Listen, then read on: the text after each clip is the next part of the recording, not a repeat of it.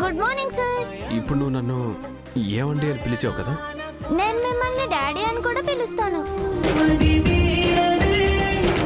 Doubt లేదు miss అమ్మ, బుజ్జమ్మలు Arundhati madam లక్షణాలు మెల్లమెల్లగా బయటకు వస్తున్నాయి. అవును రాతోడు, బుజ్జమ్మ అచ్చం అక్కలానే ప్రవర్తిస్తుంది. నిన్న నా బర్త్డే చాలా గ్రాండ్ గా చేశారు కదా daddy. I'm very happy. Thank you so much.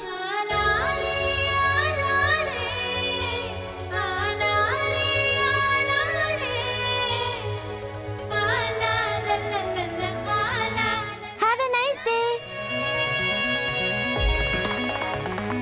ఎక్కడికే పరుగెక్కడికే పావురమా నన్ను విడిచి ఎత్తుకుపో నీ రెక్కలతో మనసడిగే మధువనికే ఉన్న పాటుగా చంటి పాపనై చందమామతో ఆడేలా మన్ను మేఘానికి ఉన్న దూరమే నే చినుకై చెరిపేలా నా కలలే పండాలి బుజ్జమ్మ బుజ్జమ్మ బుజ్జమ్మ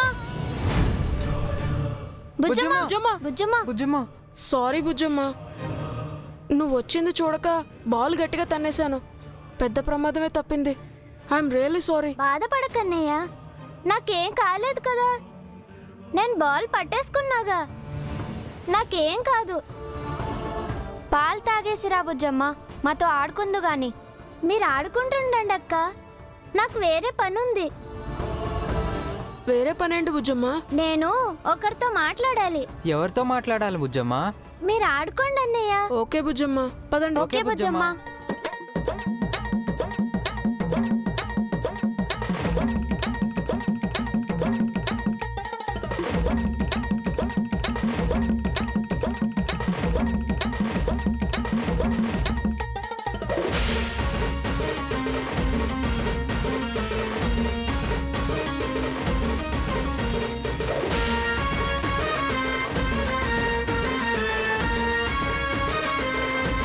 గుడ్ మార్నింగ్ గుప్తా గారు.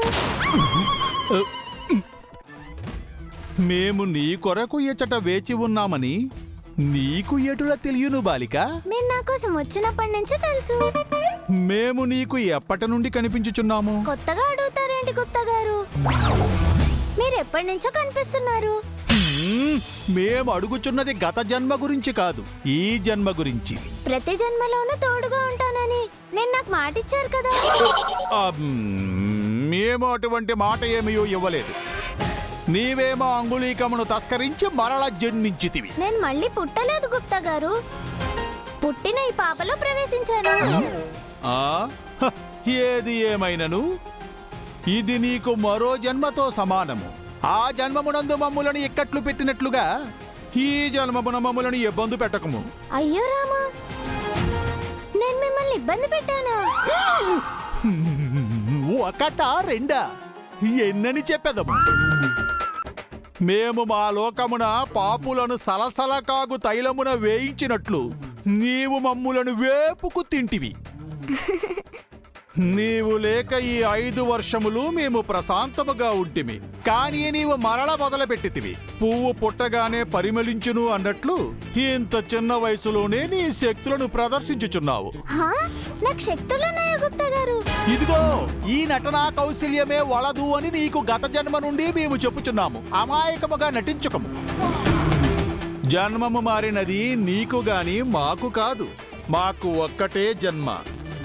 నీ తెలివితేటలు మా వద్ద వ్యర్థము. ఊరుకోండి గుప్తా గారు, చిన్న పిల్లని. నాకు శక్తులు తెలివితేటలేంటి? నమ్మరు. ఈ మాట మేమే కాదు, మా ప్రభువులు వారు కూడా నమ్మరుగాక నమ్మరు. అన్నట్టు అందరూ బాగున్నారా గుప్తా గారు? ఎప్పటి వరకు అందరూ కుశలమే. ఇకపై ఎటులో ఉండేదమో ఏమో. ఇప్పుడే నీ వీటులు చేయుచున్నావనినా మును ముందు నీవింకేమి చేయుదువో మేము ఇంకెన్ని విన్యాసములు వీక్షించవలెనో. ఊరుకోండి గుప్తా గారు.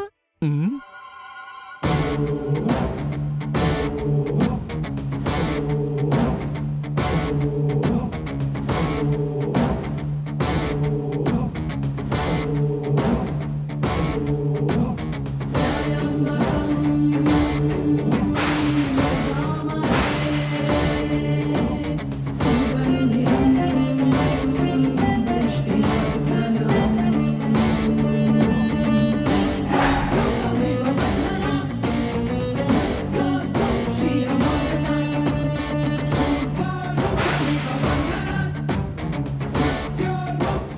ఏంటి చెంబా అది పిచ్చిదానిలాగా తనలో తనే మాట్లాడుకుంటుంది. తను పిచ్చిది కాదు మనోహరి,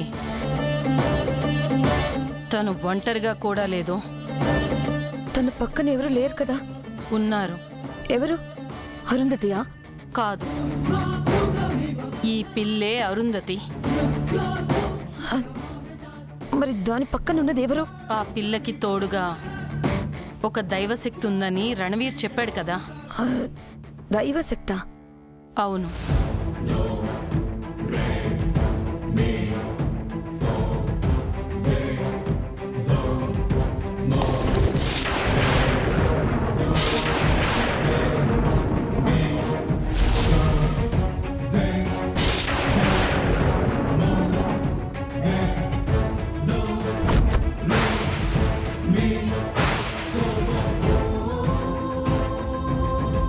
ఏమైంది చెంబా? ఆ దైవశక్తి మరెవరో కాదు మనోహరి, సాక్షాత్తు చిత్రగుప్తుడు.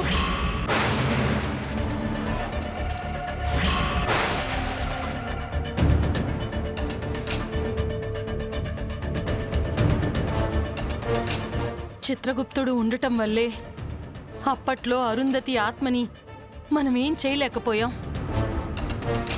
ఇప్పుడు అదే చిత్రగుప్తుడు ఈ పిల్లకి అండగా ఉన్నాడు. నువ్వు చెప్పేది నిజమా?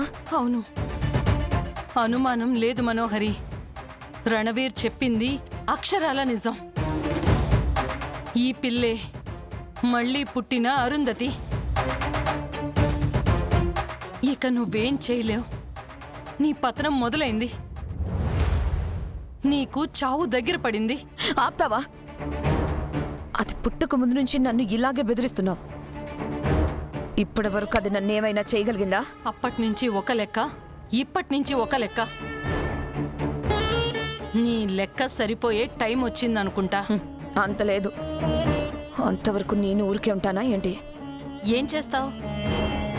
నిన్ను ఆ ఘోరాన్ని మించిన మంత్రగాళ్ళని తీసుకొస్తాను. మళ్ళీ పుట్టిన అరుంధతిని మట్టిలో కలిపేస్తాను.